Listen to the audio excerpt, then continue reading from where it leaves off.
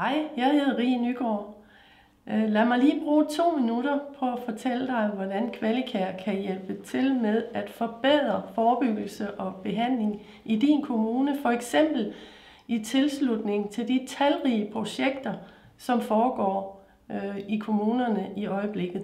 Vi bygger bro mellem den nyeste forskning og den konkrete pleje og behandling i hverdagen ude i den enkelte kommune.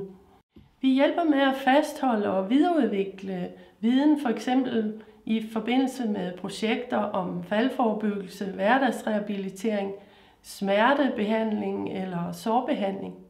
De vigtigste værktøjer i Kvalikær er e-læring og mobilapps.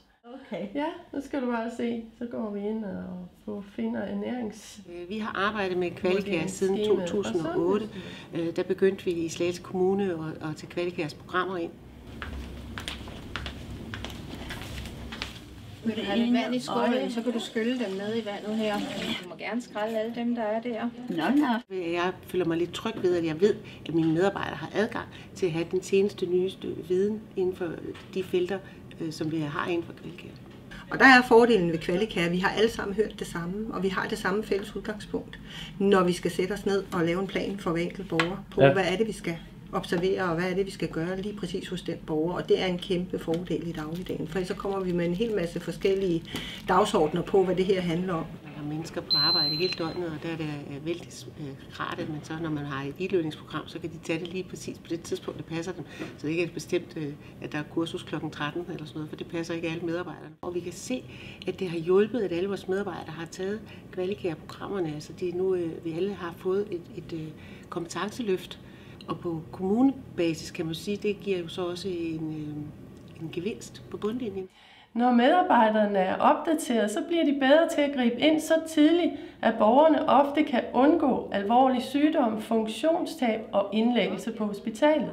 Analyser, målsætninger, strategi og effektmålinger er med til at målrette indsatsen. De kommuner, der allerede samarbejder med Kvalikær i dag, har løftet kvaliteten målbart. I disse år stiger antallet af borgere med behandlingskrævende sår.